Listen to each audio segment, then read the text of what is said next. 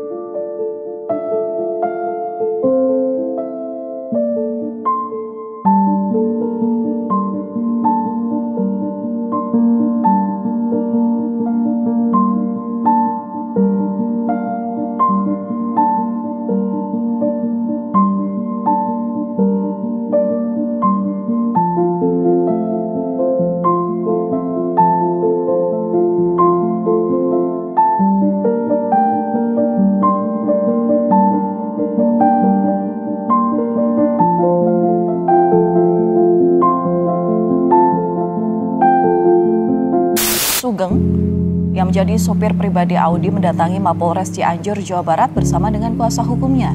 Selain mengklarifikasi kedatangan Sugeng ke Mapolres Cianjur sekaligus membantah pernyataan pihak kepolisian yang menyebut Sugeng berupaya melarikan diri. Menjadi penyebab kecelakaan atau kendaraan yang terlibat kecelakaan ini adalah kendaraan Audi warna hitam. Nah, sehingga kita lebih fokus sekarang untuk berusaha meminta pertanggungjawaban dari sopir yang mengemudikan kendaraan Audi pada saat kejadian.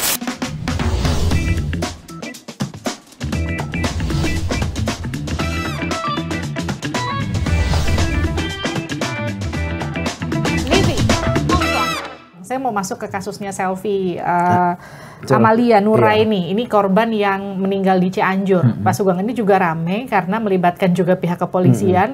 Di luar dari isu perselingkuhannya, nanti kita belum masuk ke sana, kita masuk ke soal kecelakaannya dulu. Mobilnya beda. Karena driver yang sekarang jadi tersangka kebetulan namanya Sugeng juga.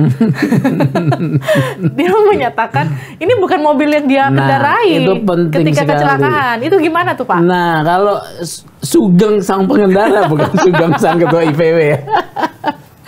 Mengatakan itu bukan mobilnya, ya, itu menjadi fakta yang sangat berpengaruh besar. Karena barang bukti yaitu alat yang digunakan untuk melakukan satu peristiwa pidana, katakanlah mobil, itu kalau bukan barang bukti atau alat yang digunakan peristiwa pidana yang pada saat terjadi, itu bisa bebas. Si tersangkanya? Tersangka bisa bebas. Karena barang buktinya tidak match. Ya, ketika nanti diperiksa secara teoritis, ya, diperiksa ternyata tidak ada benturan. Ya, si tersangka akan mengatakan itu bukan mobil yang saya pakai. Gitu loh ya. Karena kan meninggalnya bukan karena karena ditabrak oleh mobil itu ya. Jadi alatnya tidak ditemukan. Karena kalau yang soal Selvi ini agak lebih kontras. Kalau yang Hasya beda warna yang Selvi ini beda tipe bahkan. Iya. Jadi sama-sama sedan Audi. Kalau Hasya kan ada beda penjelasan ya, bahwa setelah SP3 dikembalikan ganti cek. Iya, mungkin buang sial gitu ya. Bisa jadi. Tapi kalau yang sekarang ini kan tipenya beda. Hati-hati ya. A6 sama A8 ya. A8, A12. Iya, ada A12-nya gitulah. Ya, kalau itu mobilnya bukan, tidak bisa menjadi alat untuk rekonstruksi, tidak bisa untuk menjadi alat yang disita, ya, alat kejahatan yang disita. Nanti akan penyidikannya menjadi tidak sempurna atau bahkan cacat. Penyidikannya akan cacat. Kalau si Sugeng mengatakan, oh bukan mobil ini. Ini kan agak unik kasusnya. Kenapa saya bilang agak unik? Karena keluarga Selvi, di mana ini korban yang seharusnya menuntut pertanggungjawaban dari si pengendara, justru bersatu dengan si pengendara yang sekarang dijadikan tersangka untuk melawan pihak kepolisian. Ini apa yang terjadi, Pak Sugeng, dari kacamata Anda? Itu saya rasa dalam kaitan stereotip tadi, ya. Sugeng kan mengakui sudah menabrak walaupun tidak pakai mobil itu. Ya, Sugeng sudah mengakui. Kemudian dari pihak keluarga Silvi ya punya pandangan lain. Ya. Nah, pandangan lain ini kan harus didukung sebetulnya oleh alat bukti ya. Apakah CCTV atau apa gitu ya, bahwa yang menabrak katanya ada mobil Innova. Penabrak pertama bukan Sugeng. Iya, Innova. Itu juga beredar di media sosial. Nah, ini juga supaya tidak menjadi kasus hasa kedua, perdebatan yang tidak pernah selesai, IPW mendorong ya kepolisian Polres Cianjur itu profesional benar gitu ya. Jangan ada yang ditutup-tutupi. Karena upaya menutup informasi sudah ada. Seperti apa Pak misalnya? Satu, ketika habis peristiwa kan seketika N itu perempuan N itu mengakui bahwa dia istrinya, ya. Kapolres Cianjur mengatakan, oh dia bukan, dia temannya, ya satu. Kedua, kemudian soal mobil, ya. Ini kan menutup fakta ini, ya, menutup fakta. Kalau emang dia istri, katakan istri siri. Kalau istri siri dengan teman kan beda, ya. Nah ini menutup fakta nih. Kenapa tujuannya menutup fakta? Karena ada terlibat di sana sesama korupnya. Ya, jadi seperti ini. Oleh karena itu janganlah. Ini kasus Silvi ini kasus yang belum terlanjur jauh. Nanti penilaian publik kepada kepolisian buruk lagi. Nah, kalau sekarang isunya terkesan fokusnya jadi ke arah perselingkuhan antara si Kompol D dengan si N itu yang tadi kita singgung. Ini kenapa kemudian isunya jadi bergeser, bukan ke isu tabrakan lagi sekarang? Bukan bergeser, itu isu bonus. Bonus yang terjadi di sana. Bonus karena sial ya. Si D ini sial benar ya. Kok bisa begitu ya? Misalnya dia mengajak istri sirinya pakai supir pertama masuk ke dalam iring-iringan, nabrak lagi. Kenapa bisa begitu? Nah ya? itu mau saya tanyakan. Ketika misalnya kita dapat izin untuk masuk ke iring-iringan rombongan polisi, dapat izin nih, ini kan yang kemudian dikonfirmasi oleh Sugeng kala itu. Saya diizinkan Bapak untuk masuk. Bapak yang dimaksud Kompol D untuk masuk ke dalam rombongan itu. Kemudian terjadi kecelakaan dan pihak kepolisian kala itu saya berbincang dengan Kabid Humas Polda Jawa Barat menyatakan dia bukan bagian dari rombongan iring-iringan. Itu yang saya tanyakan, ketika sudah dapat izin, apakah tetap tidak jadi bagian dari rombongan ataukah memang sebetulnya itu adalah bagian dari rombongan? Jadi Pak Sugeng gimana? Tidak bagian dari rombongan walaupun mendapat izin. Jadi memang tidak boleh meskipun diizinkan. Karena izinnya itu menyalahgunakan kewenangan. Ya. Jadi iring-iringan tersebut adalah iring-iringan yang diprioritaskan menurut Undang-Undang Lalu Lintas ya. Iringan rombongan mobil tertentu yang menurut pertimbangan dari petugas kepolisian. Itu memang diprioritaskan. Biasanya ya sudah ahli semua nih dalam kecepatan tinggi, ya sudah ahli. Nah, kalau dia diizinkan berarti permintaan tersebut adalah penyalahgunaan kewenangan, ya. Karena mobil ini bukan termasuk mobil yang diprioritaskan. Dengan dua aspek. Satu, itu bukan mobil polisi, ya, bukan mobil rombongan. Kedua, bukan mobil rombongan. Kedua, Sugeng ini kan bukan petugas polisi dan tidak ada urusannya dengan kepolisian, ya. Urusannya membawa nyonya polisi, nyonya siri, nyonya tanda kutip, iya, bukan nyonya resmi ya. Iya, membawa. Jadi ini saya bilang sial benar ya. Tapi itu mungkin alam yang membuka ya. Alam yang bermain di sana ya. Iya, ya. Tapi kalau Pak Sugeng, kalau kita lihat kasus ini tadi pertama kali mobil Audi ini dibilang sama pihak kepolisian plat nomornya bodong. Itu kan fakta pertama, ketika kemudian ternyata terekam CCTV. Nah, benar, menarik nih. Iya, ya. Plat nomornya bodong. Nah, ini kemudian, juga fakta yang mau disembunyikan lagi, ya.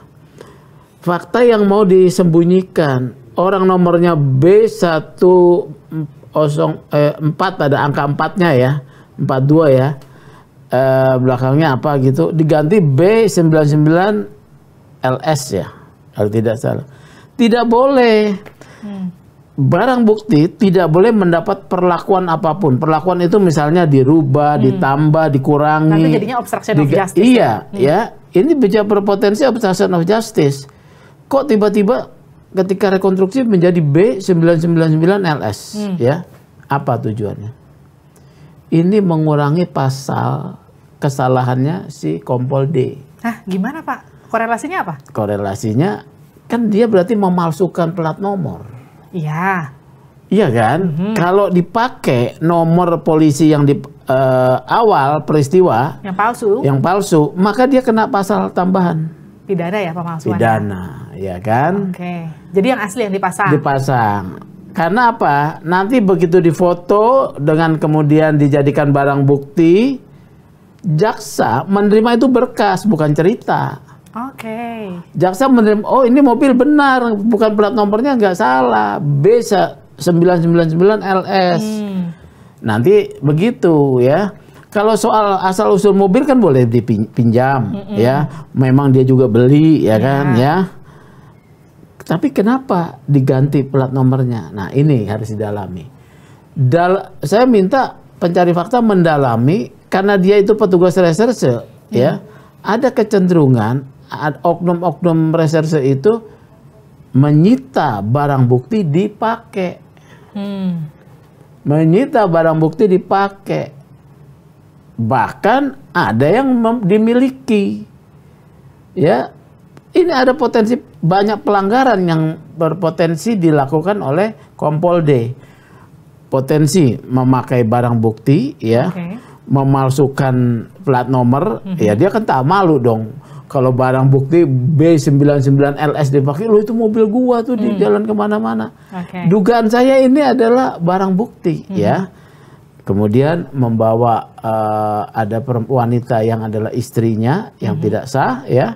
Kemudian menyalahgunakan kewenangan suruh masuk ke dalam rombongan. Waduh, pelanggaran. Dan pelanggaran etik juga ya? Iya, ini pelanggaran etik semua nih. Pelanggaran etik, ada pelanggaran etik, ada pelanggaran pidana. Iya. Jadi udah komplit, ya, komplit gitu ya. Sementara kan semangat Kapolri Jenderal Polisi Listio Sigit itu kan reformasi di tubuh Polri. Gimana itu Pak? Gimana nih rekomendasi IPW gimana? Oktober 2021 ya, Pak Kapolri bilang potong kepala.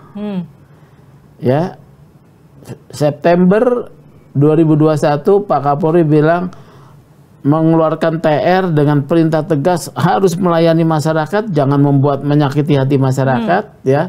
Kalau melakukan pelanggaran akan ditindak tegas. Kayaknya ini saya udah nggak denger lah gitu cerita. Jadi gimana rekomendasi? Rekomendasinya atasan langsung daripada Kompol D ya ditindak.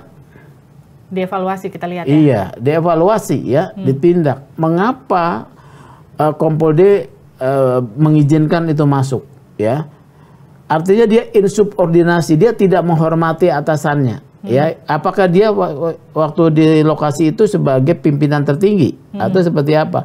Itu diperiksa dalam rombongan itu. Ya, jadi ini ditindak, pengawasan tidak terjadi kepada atasan kepada bawahan, pengawasan dan pembinaan nggak jalan. Jadi tindakan Pak Kapolda Metro sudah tepat, langsung dia dipatsuskan. Dan atasannya dia kan adalah direktur kriminal ya, ya direktur kriminal atau dia kan kanit. Ya di atasannya dia kan adalah mungkin kasubdit ya, jadi diperiksa juga harus nih. Mengapa? Anda tahu nggak bahwa dia memakai mobil itu mobil apa? Ini harus diperiksa terus tuh. Kalau mobil sitaan dalam rangka tugasnya sebagai polisi, atasannya akan kena. Jadi ibaratnya sekarang kalau mau reformasi internal di tubuh Polri untuk menaikkan citra dan juga kepercayaan rasa masyarakat, harus sekalian total. Sekalian aja ya. Kalau dalam ada satu peristiwa itu menjadi momentum, ya. Peristiwa itu menjadi momentum untuk membersihkan. Udah cukuplah kasus Sambo. Sekarang 2 kasus ini benahi sampai tuntas gitu kira-kira ya. Jangan sampai masyarakat kemudian stereotip tadi muncul. Polisi. Kan begitu kan? Punawirawan ini pasti dibela. Begitu nih stereotip masyarakat. Padahal kita tidak menginginkan polisi kita tidak dipercaya. Karena mereka itu memang penegak hukum yang harus menjalankan tugas tidak bisa tidak, mau tidak mau diperintahkan undang-undang untuk melindungi kita. Jadi sekali lagi kalau memang mau reformasi sekalian, betul ya? Jangan tanggung-tanggung ya Pak, benahi sekalian. Betul. Terima kasih. Tegas ya. Terima kasih Sugeng Teguh Santoso, Ketua IPW telah bergabung bersama kami di Livie On Point. Itu dia tadi perbincangan kami di Livie On Point terkait dengan 2 kasus yang lagi viral sekarang. Semoga informasi kami bermanfaat buat Anda. Sampai jumpa.